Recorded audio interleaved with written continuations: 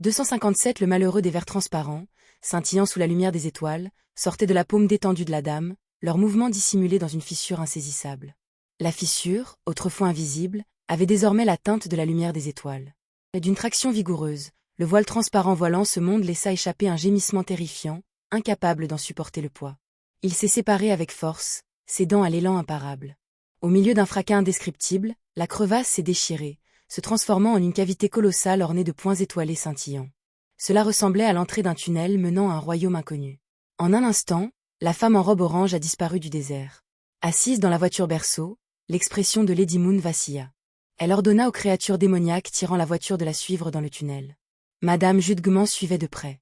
Dans un monde où les racines des arbres s'entrelaçaient et où les nuages éthérés ressemblaient à des peintures à l'huile. Alors que les branches de l'arbre surnaturel sécrétaient un liquide noir visqueux et que d'étranges entités germaient, Lumian sentit son esprit basculer au bord de la folie, malgré l'avertissement de Thermiboro de ne pas regarder vers le ciel. Sa peau picotait et la chair en dessous se contractait de manière anormale, comme si des masses ou des tumeurs étaient sur le point de se former. À ce moment-là, la pure lumière des étoiles baignait le monde, projetant son éclat sur les yeux de Lumian. Non loin de lui, une minuscule fissure s'étendit instantanément en une porte mystique et énigmatique de lumière stellaire. Fermez les yeux et foncez vers la porte, résonna la voix résonnante de Thermiboro dans les oreilles de Lumian. Sans un instant d'hésitation, Lumian serra fermement Fallon Mercury avec sa main gauche ensanglantée et sprinta vers la porte éclairée par les étoiles.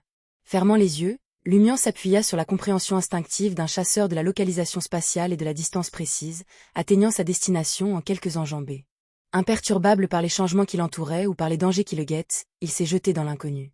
Après un bref accès de vertige, Lumian eut l'impression de sortir des profondeurs d'un lac profond, son être tout entier se détendant. Il ouvrit les yeux et aperçut la silhouette vert brunâtre de l'arbre de l'ombre non loin de là, l'auberge du Coq Doré et d'autres bâtiments enveloppés de branches et de vignes.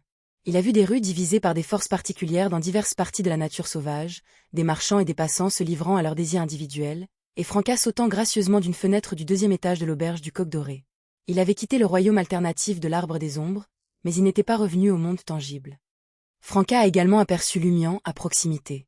Elle s'est exclamée avec enthousiasme. « Dépêchez-vous, trouvez la sortie. » Même si elle avait convoqué Madame Judgment et ressenti une certaine confiance, elle ne souhaitait pas rester longtemps dans cet endroit. Comment une simple séquence, cette comme elle pourrait-elle participer à une bataille impliquant des demi-dieux? Même observée à distance présentait des risques importants. Lumian hocha la tête et sprinta vers Franca, scrutant son environnement à la recherche de tout signe de sortie. Plus il observait, plus il sentait la ressemblance avec Paramita, une aubaine de la Grande Mère. Cependant, il n'y avait pas de horde de morts-vivants ou de démons jetant les pêcheurs dans l'abîme. Se pourrait-il que les opérations de la Bliss Society impliquaient les adeptes de la Grande Mère? Lumian a rapidement formulé une hypothèse et a crié à Franca, qui n'était qu'à quelques centimètres, au bord du désert. D'après son expérience, si cet endroit était bien Paramita, il devrait pouvoir s'échapper de la périphérie du désert. Franca hocha légèrement la tête et le suivit, sans remettre en question ses instructions. Soudain, le désert fut secoué par un violent tremblement de terre, et un grondement sourd résonna à l'intérieur de l'arbre vert brunâtre. Le ciel s'assombrit et le monde lui-même était au bord de l'effondrement. Les branches et les vignes qui avaient pris au piège les bâtiments et les rues se retirèrent rapidement. Vendeurs, piétons et habitants, pris en proie à leurs désirs, sortent de leur étourdissement. Ils cessèrent leur festin vorace, relâchèrent leur emprise sur leurs partenaires et se relevèrent effrayés. Ensanglantés et abasourdis, ils ont arrêté leur violence sauvage et ont regardé autour d'eux dans un état de confusion. À l'auberge du Coq Doré, le couple en fuite qui se chamaillait a cessé ses ébats. Ignorant l'injustice de leurs actions, ils étaient perplexes quant à la raison pour laquelle le ciel s'était si drastiquement obscurci, comme si le soir était descendu sur eux. Anthony Reed, tremblant sous une table en bois, reprit son calme. Il sortit et regarda par la fenêtre, son expression s'assombrissant. Gabriel, qui signait frénétiquement son nom, reprit soudain ses esprits. Il se demanda si le stress avait eu des conséquences néfastes sur sa santé mentale pendant qu'il peaufinait le scénario de Lightseeker, en intégrant les commentaires du directeur du théâtre.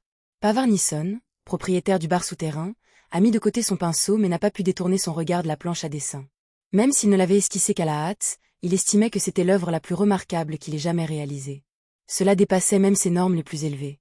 Inconsciemment, il aspirait à revenir à cet état, mais il n'y parvenait pas. En un clin d'œil, toutes les branches et vignes se sont rétractées dans l'arbre des ombres. La plupart des vendeurs, des piétons et des résidents, qui avaient repris leurs esprits, ont aperçu l'arbre vert brunâtre sinistrement terrifiant. Ils ne comprirent pas ce qui s'était passé, mais la peur les poussa à fuir rapidement l'arbre des ombres, tenant compte de leurs avertissements instinctifs.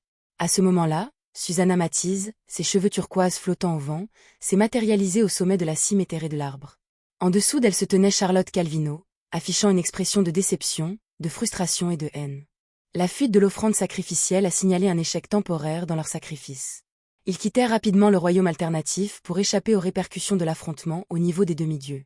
Susanna Matisse, en proie aux réactions négatives et à l'influence de la divinité, semblait de plus en plus éthérée, comme si elle pouvait se dissiper à tout moment.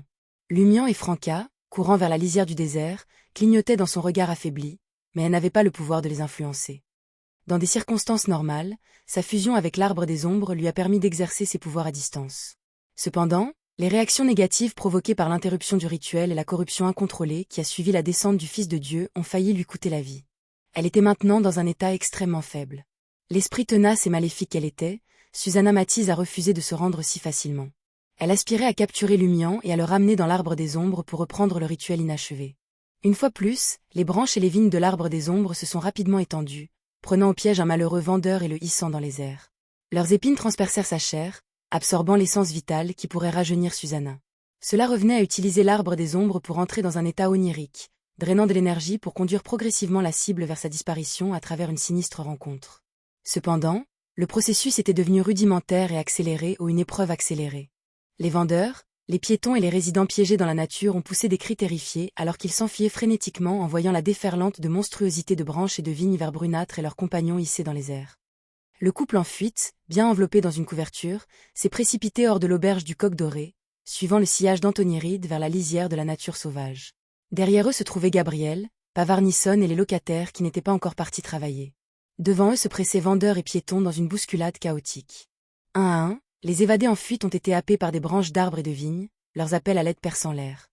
Le colporteur, qui avait autrefois servi du whisky sourd extra à Lumian, a trébuché sur un rocher au sol.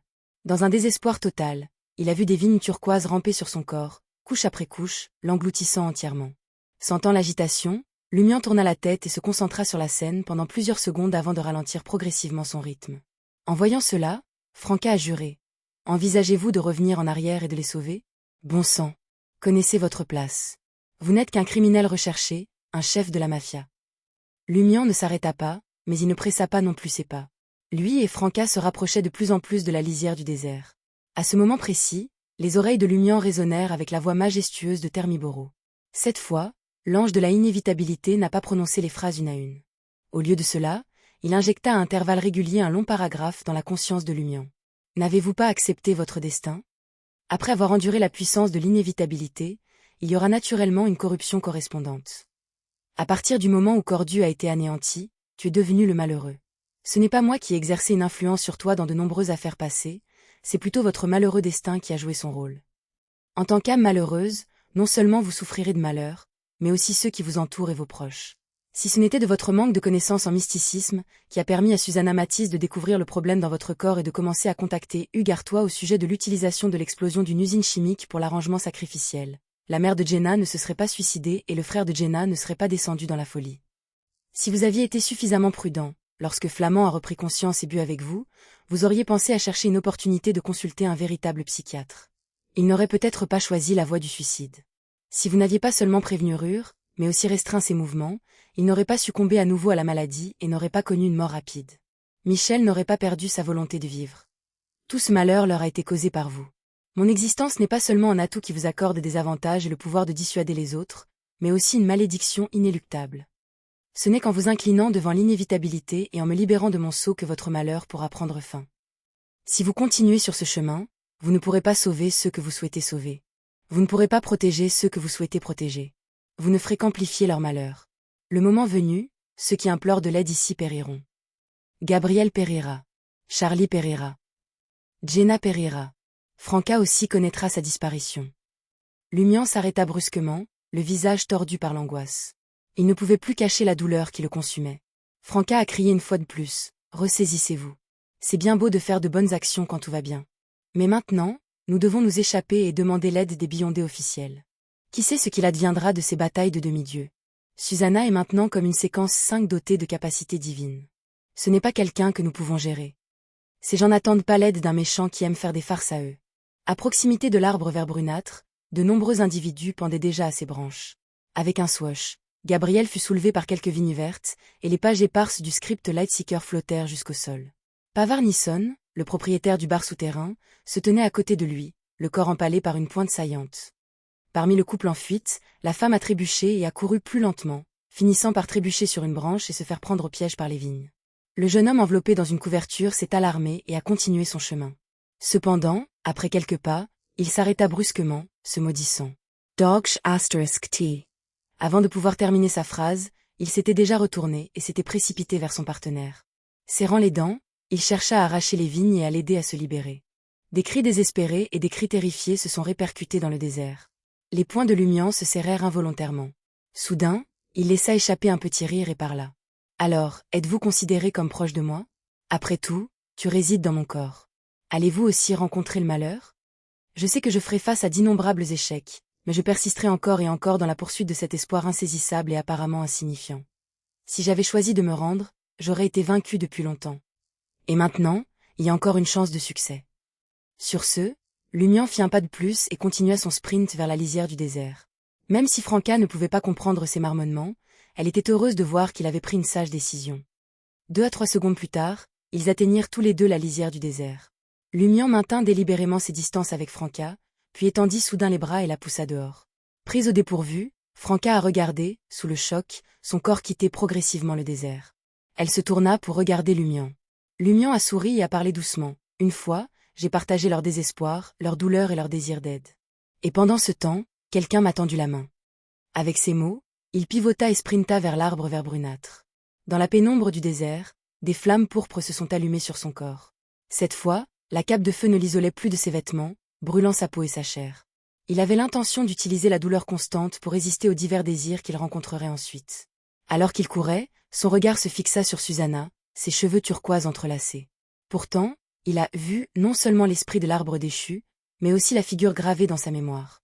Celui qui avait éclairé son chemin.